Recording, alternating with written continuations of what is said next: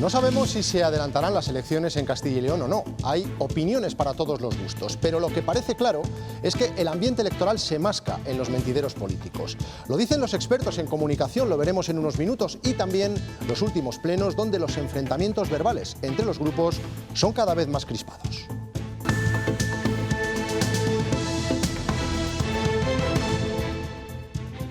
Buenas noches. El preso que escapó hace una semana de la cárcel de León ha sido detenido hoy en Asturias. La Guardia Civil había estrechado el cerco sobre él en el concejo de Cabranes. Roberto Núñez, cuéntanos.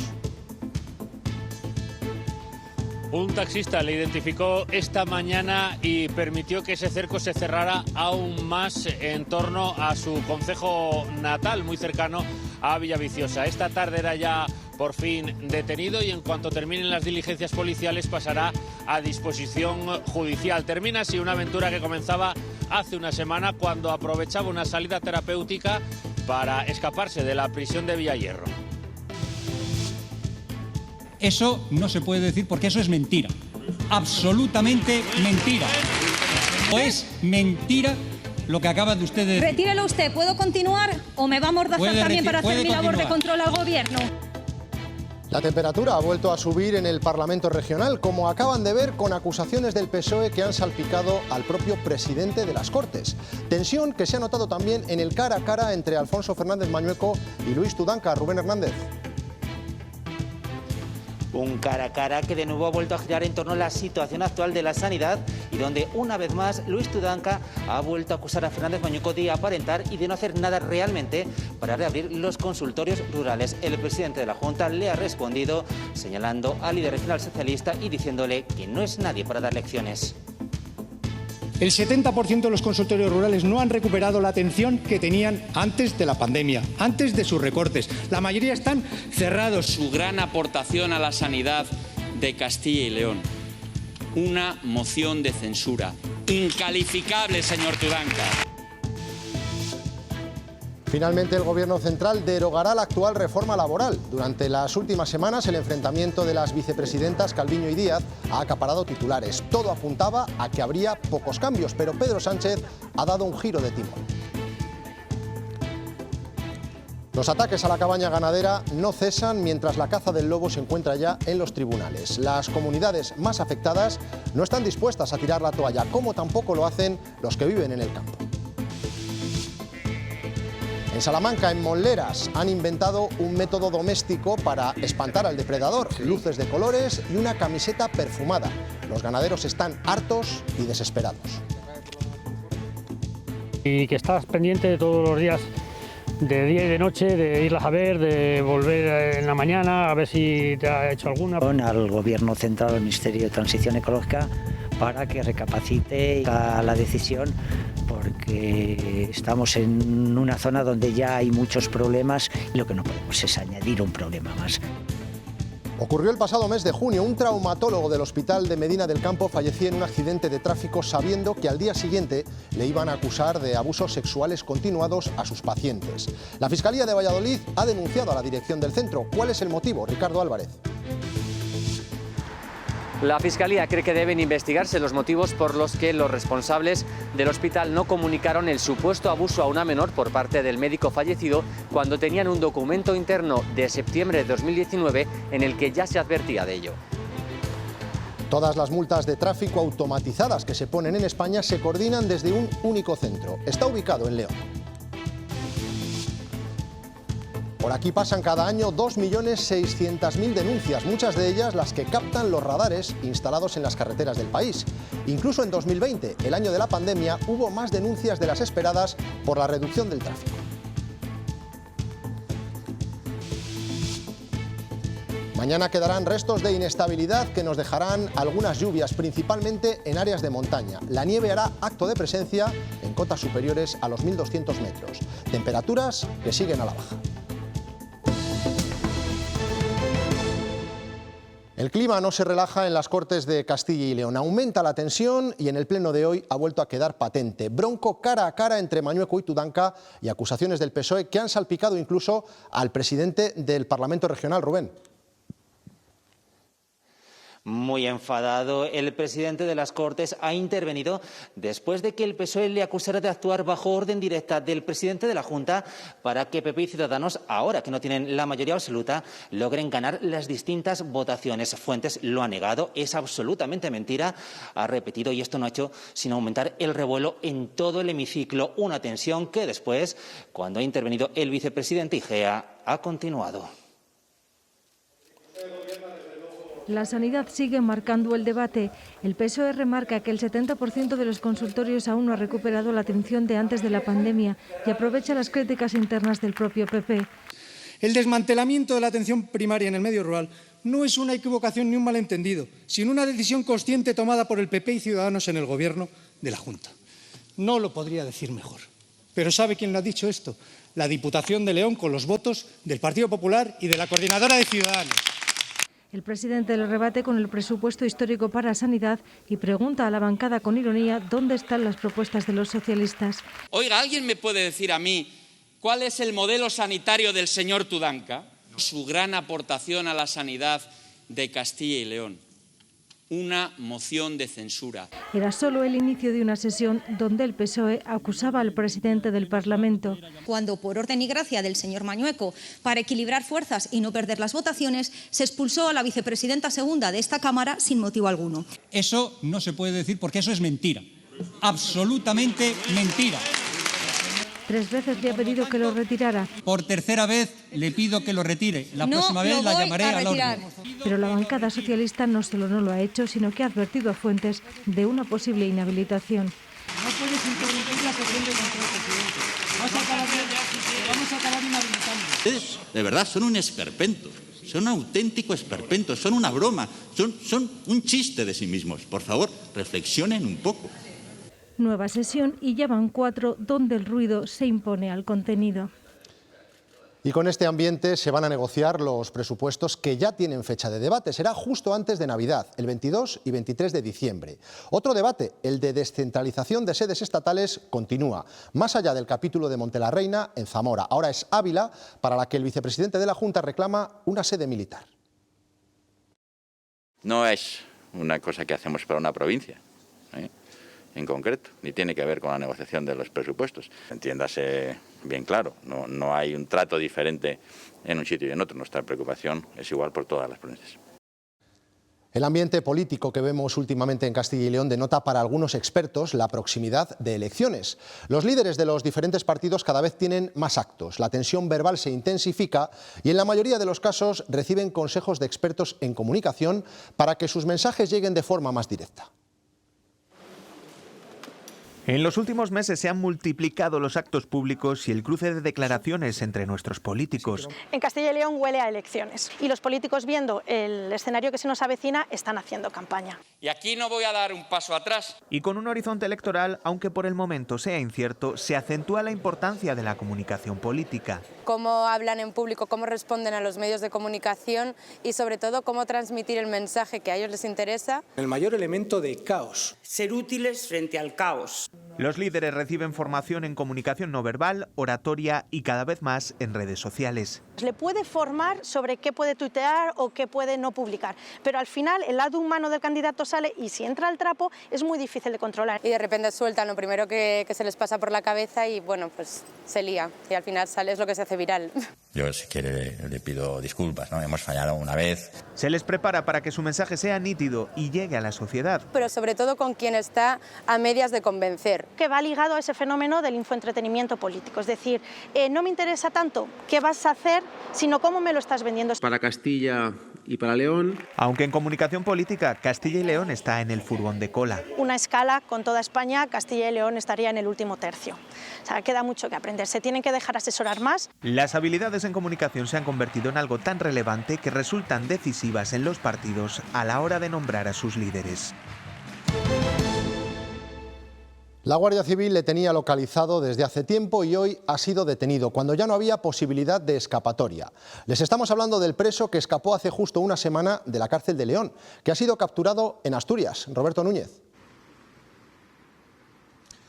El cerco había ido cerrándose en torno a su concejo natal, Cabranes, cerca de Villaviciosa. Ya el sábado habían estado a punto de detenerle, aunque consiguió escapar a través de un bosque. Sí que fue detenida su pareja. Hoy un taxista le reconocía, daba el aviso y permitía su detención horas después. Se ponía así el punto final a una fuga que comenzó hace una semana, cuando el preso había aprovechado una salida terapéutica en Mansilla de las Mulas para escabullirse y fugarse de la prisión. Robaba por la fuerza un vehículo en León capital y escapaba a Asturias, donde hoy, como decimos, ha sido detenido. Pasaba a la comandancia de Gijón, donde pasará a disposición judicial en cuanto terminen las diligencias policiales. Precisamente hoy también conocíamos otro intento de fuga en la cárcel de Villayerro. En una revisión rutinaria, los funcionarios detectaban que en una celda habían sido serrados los barrotes con elementos comunes que se habían adaptado para esa tarea. Enseguida se aislaba a los dos presos responsables, que pertenecen a uno de los módulos más conflictivos de la prisión. Pendientes, por otra parte, de la evolución del decreto que impide la caza del lobo en todo el país. Castilla y León ha llevado el asunto a los tribunales y la Audiencia Nacional ha aceptado el recurso. En el orden del día de la sesión de control al Gobierno en el Senado, varios partidos también piden que deje de ser especie protegida. David Aragonés. Sí, es una moción presentada por el Grupo Democrático, integrado por el Partido Regionalista de Cantabria, Ciudadanos y Teruel Existe, que insta al Gobierno precisamente a dejar sin efecto esa orden hasta lograr el consenso con los perjudicados. Y también pregunta a Luis Planas, al ministro de Agricultura, si tiene pensado compensar de alguna forma a los ganaderos afectados. En estos momentos se sigue debatiendo y se va a votar en tan solo unos minutos. Una moción que va a ser apoyada por el PP y rechazada por los socialistas. Aseguran desde el PSOE que se puede ayudar a la ganadería y defender la biodiversidad. Se ha impuesto una norma sin valorar cómo una especie puede desarrollarse en condiciones favorables y en convivencia con la ganadería extensiva y la vida en los pueblos. Que el lobo, a día de hoy, no es una especie vulnerable, ni tampoco es una especie que esté en vías de extinción. Ya está protegido por los planes de gestión del lobo que tan bien están funcionando en algunas comunidades autónomas. ¿Creen que defender a la ganadería extensiva es incompatible con la defensa de la biodiversidad? Nosotros pensamos que es posible. La batalla jurídica que planteó la Junta contra el decreto ley del Gobierno que prohibía la caza del lobo en todo el territorio nacional sigue su camino. La Audiencia Nacional admite a trámite el recurso planteado por la Administración autonómica. Lo que decía la justicia bien estará, pero lo que sí que quiere decir es que al menos había un motivo sensato y razonable para presentar nuestra solicitud. Pero no se toman medidas cautelares de momento, por lo que la caza del lobo al norte del Duero seguirá prohibida. Si el Gobierno de España no lo hiciera, se vería realmente avisado de forma seria por la Unión Europea. La Junta, que plantea otra forma de gestionar al lobo, aplaude la decisión de la Audiencia Nacional. En relación a las resoluciones judiciales, lo que hay que hacer es acatarlas. Estamos satisfechos de que haya sido admitido a trámite. Las asociaciones en defensa del lobo consideran que es un trámite administrativo y afirman que la población sigue mermada. Solo hay 2 censos en España que merezcan esa consideración, con todos sus problemas, que revelan que en 26 años la población no mejoró. Apuntan incluso que tienen planteado otro contencioso para incluir al lobo en el catálogo de especies amenazadas, lo que supondría la obligación de establecer un plan nacional de recuperación de la especie. Lo cierto es que el cambio regulatorio en la condición del lobo tiene ya consecuencias en el día a día de los ganaderos. En Salamanca, en municipios como Monleras, echan mano de todo tipo de recursos para tratar de frenar los ataques a su ganado. En realidad el lobo nunca ha sido especie cinegética desde hace años al sur del Duero, pero el problema, dicen los ganaderos, es que al perderse la posibilidad de ese control mediante la caza también al norte del Duero, las manadas están creciendo, se expanden y también el territorio que van ocupando los individuos en busca de alimento. Eso hace que en esta comarca de Campo de Ledesma, donde nunca había habido manadas estables, ahora sufran a diario ataques del lobo, lo que les obliga a recurrir a la imaginación. Es una prueba a la desesperada. Son luces para ahuyentar al lobo. En lo que nos den resultado o no nos ataquen, pues seguiremos haciéndolo. Unas veces poníamos la furgoneta con un rotativo arriba y la dejábamos para aquí de noche. Otras, ahora esto es más cómodo. Camiseta con colonia para ahuyentar por el olor, luces y quien recurre a electrificar vallas, pero casi nada funciona. Hay quien le pone una malla eléctrica también, que por lo que hemos visto el fin de semana pasado no ha dado resultado, porque ha entrado a la cerca, ha comido y ha matado ovejas dentro de la cerca y se ha vuelto a salir. El último ataque fue ayer mismo. Es un goteo que trae en un sinvivir a todos los ganaderos. Yo creo que como está tan protegido y como le ampalan tanto el lobo, pues cada vez hay más y cada vez ataca más a los rebaños. Todo porque el lobo ya entra hasta en el casco urbano. Aquí mató una oveja. Cada vez hay más y la ley impide controlarlo. Esto ya indica de que no tenemos, posibilidades de defendernos de sus ataques ni dentro de las casas. Aseguran que de seguir así muchos ganaderos acabarán tirando la toalla. Nuevo episodio en el caso del traumatólogo del Hospital de Medina del Campo. Murió empotrándose contra un camión cuando estaban a punto de denunciarle por acoso sexual a sus pacientes. Ahora la Fiscalía de Valladolid ha denunciado al propio hospital por no comunicar que entre las víctimas de los abusos había una menor. Ricardo Álvarez. La Fiscalía de Valladolid cree que debe esclarecerse por qué los gestores del Hospital de Medina del Campo no acudieron a la justicia cuando tuvieron conocimiento en septiembre de 2019 de los presuntos abusos del traumatólogo a una menor. Ahora es el juzgado de Medina del Campo el que tiene que determinar si los entonces responsables del centro médico cometieron un delito de omisión. Recordamos que hace 5 meses la Consejería de Sanidad recibió una denuncia por parte de varios trabajadores advirtiendo de las irregularidades que estaba cometiendo el traumatólogo. Resulta que después, un día después de recibir esa notificación, el médico tuvo un accidente de tráfico por el que falleció después de empotrarse con un camión.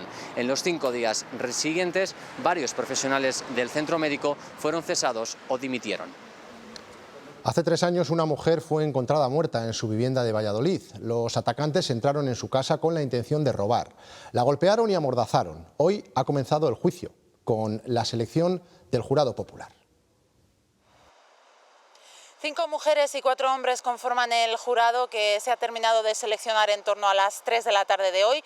A las 5 se ha reanudado la sesión con las exposiciones de los abogados y del fiscal y no será hasta mañana cuando comiencen los interrogatorios a los acusados. 6 se sientan en el banquillo, se enfrentan a penas de hasta 31 años de cárcel por 4 delitos, entre ellos el asesinato de María, de 73 años de edad, en su vivienda de la Plaza Circular de Valladolid.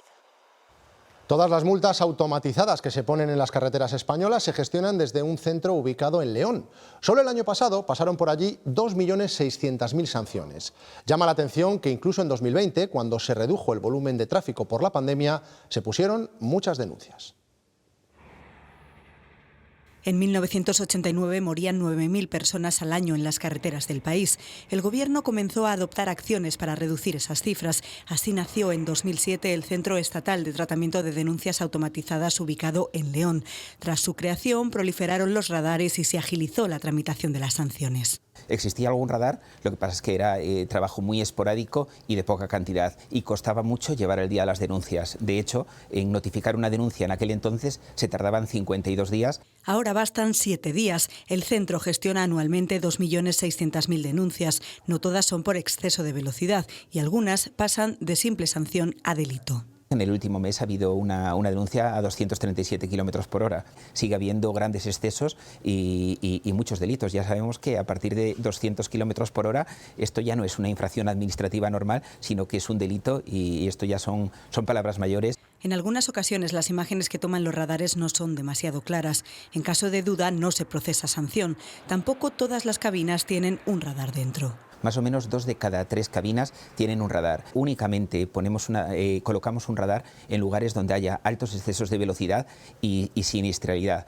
En sus 14 años de vida no han dejado de llegar imágenes sancionadoras a este centro, ni siquiera en 2020, cuando solo subsistió el 5% de la movilidad en las carreteras.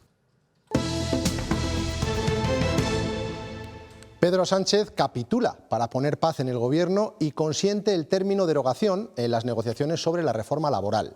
Así lo han acordado los dos socios de coalición en una reunión en Moncloa en la que han aparcado sus diferencias. Antes de diciembre presentarán la norma que sustituirá a la reforma laboral de 2012. Sus puntos más polémicos eran la prevalencia del convenio de empresa sobre el del sector, la ultraactividad de los convenios o la temporalidad de muchos contratos.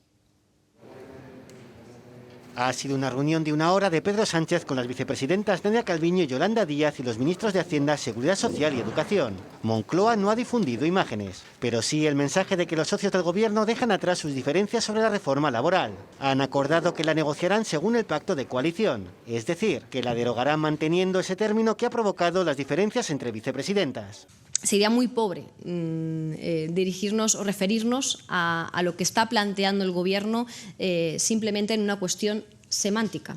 Cualquier nueva normativa en relación a la reforma laboral implica la derogación de la anterior. La portavoz del Gobierno se resistía a usar la palabra derogación tras el Consejo de Ministros. Tampoco la empleaba después Yolanda Díaz en el Senado junto a la vicepresidenta Nadia Calviño. Vamos a acabar con los errores de la política laboral del Partido Popular. Que vamos a poner fin al modelo de precariedad laboral. El acuerdo dice que se respetará también lo pactado con Bruselas y que se buscará el consenso con los agentes sociales. Los sindicatos piden que la patronal no tenga capacidad de veto. Y que ojalá podamos llegar a un acuerdo tripartito con COE y si no, pues lógicamente habrá que trabajar en otros escenarios. En la reunión presidida por Sánchez no se ha bajado a los detalles, que se tratarán los martes en encuentros técnicos ministeriales. Esta tarde en el Senado, el PP ha acusado al Gobierno de estar actualizando el plan hidrológico de la cuenca del Duero de espaldas al mundo rural. Le ha recriminado que las restricciones de agua son un ataque al campo de Castilla y León. Uno tiene que ver con las aguas subterráneas, no planifican su sustitución. Y otro sobre los peajes a los cambios de titularidad de los pozos. Estas restricciones son fatales para el medio rural. Tiene que ver con una reducción para una correcta gestión de los acuíferos y que haya agua disponible siempre. Muy buenos días. Hoy además el Congreso ha avalado a los 4 aspirantes al Tribunal Constitucional pactados por PSOE y PP. Han obtenido 242 votos a favor y ninguno en contra, aunque en esa votación no han querido estar ni Vox, ni Ciudadanos, ni algunos de los socios del Gobierno. En sus intervenciones, los candidatos propuestos por el PP se han defendido de las acusaciones de falta de independencia que han recibido en los últimos días. Nunca he recibido, cuando fui vocal del Consejo, instrucción alguna de ningún partido y evidentemente ni la aceptaría ni la aceptaré. Es muy fácil montar una campaña de desprestigio a la trayectoria profesional de un magistrado desde un sector de los medios, teniendo en cuenta que por naturaleza los magistrados somos gente que tiene poco contacto y que nos consideramos que no debemos entrar en ese tipo de discusiones. El precio de la luz vuelve a repuntar. Después de varios días de respiro, mañana subirá hasta los 154 euros por megavatio hora. Otro problema, el del gas. Después del cierre del gasoducto entre Marruecos y Argelia, no parece serlo tanto, al menos según las palabras de la vicepresidenta tercera y ministra para la transición ecológica, que ha afirmado que en España se guardan reservas de gas para cubrir hasta 20 episodios de Filomena. Lo que parece más difícil de afrontar es otro asunto que también nos afecta a todos: el precio de los combustibles. Pues sí, eso es lo que creo, que estamos en máximos históricos, de hecho, sí. Nunca ha habido, con estos precios de combustible. Desde julio el depósito han sido casi 25 euros más. Cuesta encontrar en las gasolineras a un conductor que no esté cabreado con el precio del combustible. No me parece normal, me parece que son todos unos borregos y que todo el mundo se queja, nadie se queja. Estos politiquillos que lo arreglan todo, a ver si piensan de verdad en el pueblo y hacen algo. Todos notan lo que ha subido en un año. Bastante, sí. Casi 15 euros más el depósito. Como siempre he hecho lo mismo, 20 euros, pero cada vez menos al depósito. O sea que no tienes para nada. El precio del combustible ha subido en lo que va de año un 23%. De media se paga por la gasolina 1,43 euros el litro y por el gasóleo, que está algo más barato, 1,28 céntimos. Esto según la Organización de Consumidores y Usuarios. Para un conductor que recorre 20.000 kilómetros al año se traduce en un sobrecoste anual que es de 400 euros si el coche es de gasolina o de 300 si lo que consume es diésel. Y aquí tienen la explicación. La demanda se está recuperando, pero los países productores de petróleo decidieron reducir la oferta de petróleo para subir el precio y recuperar los ingresos perdidos como consecuencia de la pandemia. Si la OPEP decide incrementar la producción, el precio bajará, aunque no esperen que eso vaya a ocurrir en los próximos meses. Pues precisamente este mes de octubre que dejamos atrás ha sido el segundo peor de toda la serie histórica en la matriculación de vehículos. Aquí ven esa serie con todos los meses de octubre desde el año 2000. Solo 2012, en plena crisis económica, fue peor. Si comparamos con el año 2019, esa caída es del 30%. Burgos es la provincia donde más se ha notado ese descenso. En lo que va de año, la venta de vehículos en los concesionarios de la provincia de Burgos se queda ligeramente por debajo de los 3.000. Esto supone un descenso de nada menos que el 30% con respecto a lo que ocurrió hace 2 años, entre enero y octubre de 2019, cuando se superaron las 5.000 unidades. Algo similar ocurre en el resto de Castilla y León, con una caída de las ventas del 25%. Y es que la crisis de los semiconductores también pasa factura a los concesionarios. Los clientes tienen menos variedad entre la que elegir. Y está cambiando también las preferencias de los usuarios a la hora de comprar un nuevo vehículo. El pasado mes de octubre, los que más se vendieron, un 42%, fueron vehículos híbridos y eléctricos, seguidos por un 40% de motores gasolina y una caída muy importante de los diésel, tan solo el 17% de las ventas. Hay una transición que se está activando más en cuanto al ser volúmenes pequeños, se nota más la proporción de eléctricos e híbridos, porque es cierto que en esos coches hay menos problemas de stock. Entonces todo eso está haciendo que el porcentaje de coches de combustibles alternativos esté aumentando sobre la gasolina y el diésel. La cumbre del clima continúa en Glasgow con acuerdos como el alcanzado por más de 100 países para reducir sus emisiones de gas metano, uno de los grandes responsables del calentamiento. Sería en un 30% hasta 2030. Estados Unidos además asegura que lanzará un plan para proteger los bosques del mundo. El duque de Cambridge ha sido uno de los invitados hoy, en una jornada en la que el primer ministro británico ha criticado que los objetivos climáticos no son todo lo ambiciosos que pudieran.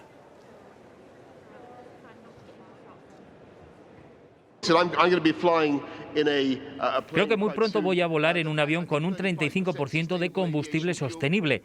Ahora el objetivo que tenemos es llegar a un 10% de combustible sostenible en la aviación para el año 2030. ¿Por qué eso es tan patético? Podemos hacerlo mejor. Los promotores de la macrovaquería de Noviercas en Soria pagarán los terrenos a los propietarios dentro de 2 años. Hay acuerdo con todos ellos, a excepción de 2.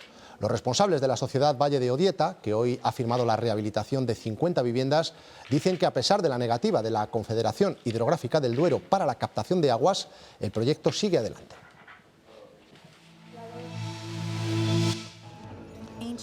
¿Se imaginan ver sobre el terreno cómo eran los foros romanos, jugar a distancia o asistir a reuniones así de realistas? Esto y mucho más podrá hacerse en el metaverso.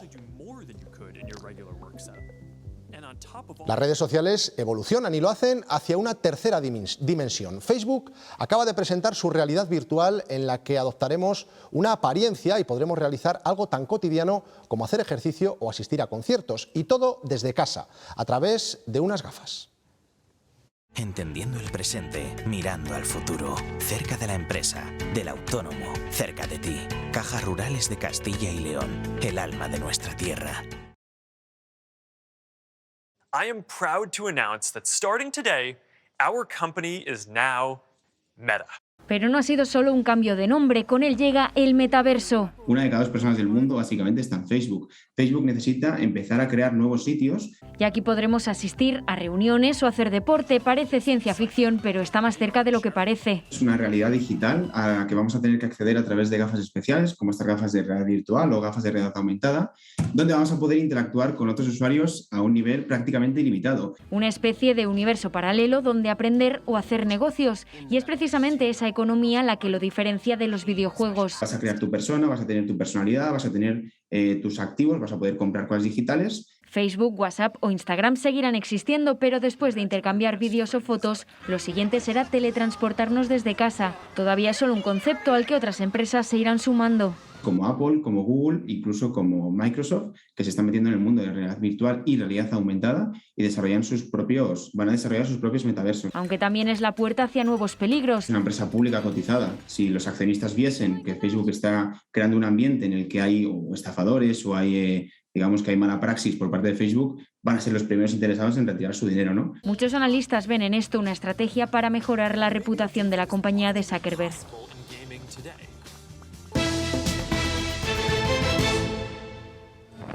Curiosa forma de restaurar el patrimonio. Ya se pueden realizar donaciones a través del envío de dinero por Bizum para el trabajo de restauración de las vidrieras de la Catedral de León.